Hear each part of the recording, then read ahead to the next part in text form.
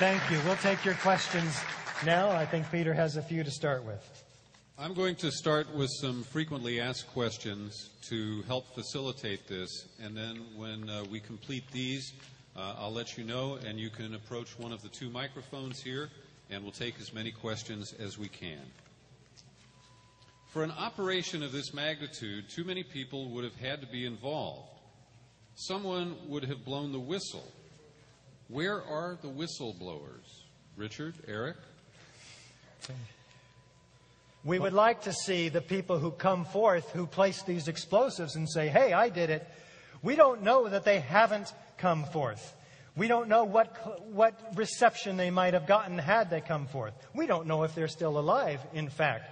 We don't know, since we're unable to get this science-based forensic evidence into the eyeballs of journalists and the media, how are they going to sound coming forth? Conspiracy theorists? That's what they're going to be called, just like us. The whistleblowers will come forward when we set the groundwork, the foundation, the climate that is receptive for them. When we put enough pressure on the media and our government officials and the rest of Americans to demand a real investigation, the whistleblowers will start coming forward. And there are whistleblowers that weren't directly responsible, but Barry Jennings is a classic example. He was there inside. The official story said there were no explosions. He came out and he went on TV and said there were. He died later. We don't know what the cause of death was. We're not speculating on that. But he died right before the NIST report came out on that. There's also Sybil Edmonds from the FBI. She was a translator. She was gagged for years. She had information that she wanted to share, and the NSA said it was national security, wouldn't let her come out. So she was a whistleblower. We've had several and Colonel Schaefer, he was another one. He was actually the lead guy on following Al-Qaeda before this, and they had so much evidence. And when you look into that, they've destroyed reams and reams of evidence. It's unbelievable. And he came forward as a whistleblower. He was demoted. He was outcast. He lost some of his not retirement, but he lost some of his benefits.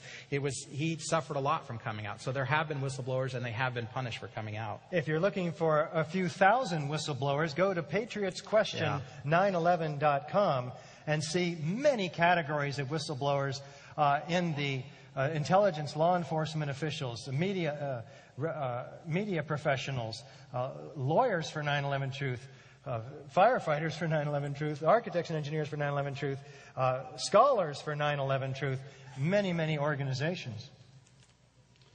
If what you're suggesting is true, the liberal media would have picked up on this story a long time ago.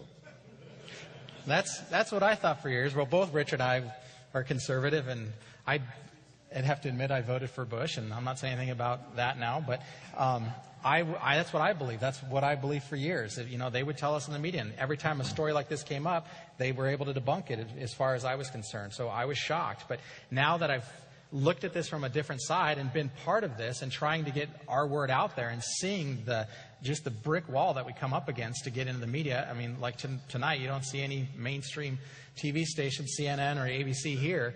They have all been invited as well. Yeah, they've been invited, but they don't show up. On the left and the right. We appear to have as much trouble with the left liberal media as we do the right. Personally, I don't think either really exists in the mainstream media.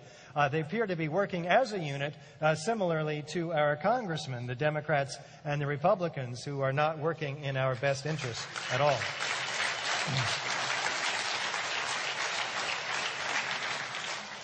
9/11 is ancient history now. I wouldn't believe it, even if it were true. Well, I'll take the first part of that. The 9/11 sparked two major wars in which already over 1 million people have died, and thousands of U.S. soldiers, of course, and many other soldiers as well.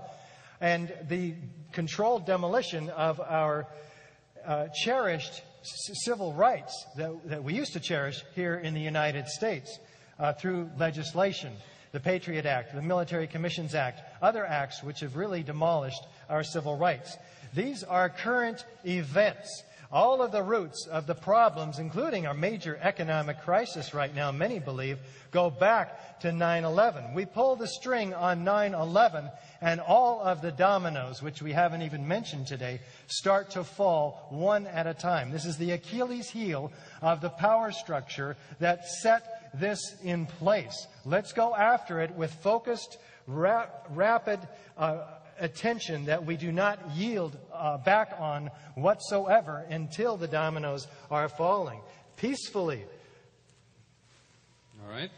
I appreciate what you're doing, but I'm trying to keep a low profile.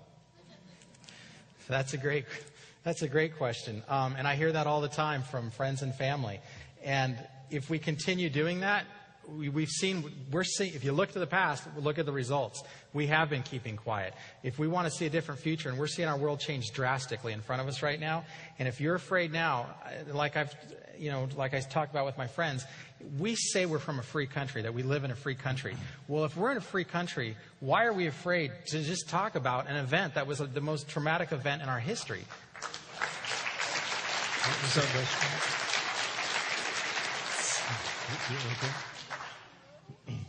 Our government has never done such a thing as murder 3,000 of its own people.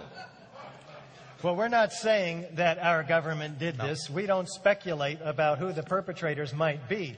We provide the scientific forensic evidence found at the crime scene, the eyewitness testimony, and what investigations should have been done. But there are several examples of major wars and minor wars that all have been started with similar false flag operations. What are a few of those? Big one was the Gulf of Tonkin. It started the Vietnam War. We were told that's what happened. And it's come out now from Robert McNamara that it never happened. So the entire Vietnam War was based on a lie, and it's been publicly admitted.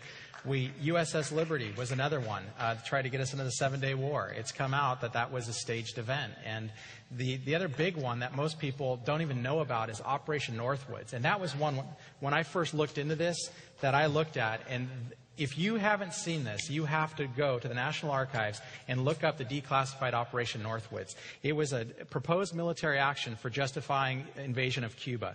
And it was very clear on their tactics. And their tactics, some of them were very similar to a 9/11 type event. They talked about doing terrorist acts in Miami and Florida, or Miami and D.C. They also talked about, not hijacking, but taking airliners and substituting them with other planes and then simulating an explosion with the airplane to make the world think that it was attacked by a Cuban MiG. So that never happened, and there was one person who stopped it, and he's dead now. So it was President Kennedy stopped it. And so the fact that they showed then that they have the motive or they even consider it, we shouldn't shut down our mind or our investigation and just rule this whole thing out because it could never happen. Our country was founded on questioning our government. So what's happened where we don't even question them anymore when we have so much overwhelming evidence of what they've done in the past? This is insane. And finally, I believe what you guys are saying. I want to help. What can I do? Oh, there is so much you can do. And guess what? You can do it sitting on your posterior at your computer. Send the AE911truth.org link to every architect and engineer you can find. Send the firefighters for 9/11 Truth to every firefighter and company that you can find. You send letters to the editor we talked about.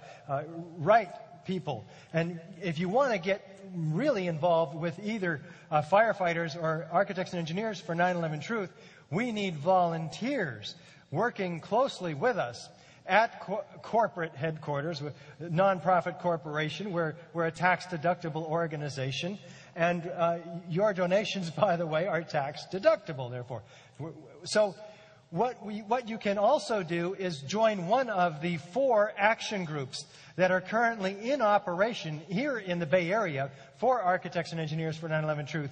And we have the North Bay Group, the South Bay Group, the Peninsula Group, and the East Bay Group. And tonight we're forming the San Leandro AE 9/11 Truth Action Group. Where is Rich Carrigal? A really good architect. See, you can see he has long hair. You can tell that he's a good architect. Rich, if you want to join with the new startup, San Leandro Action Group. Is there anybody who's already thinking they might be interested to join this group? Let Rich see your hand so he can kind of find you. You can find him.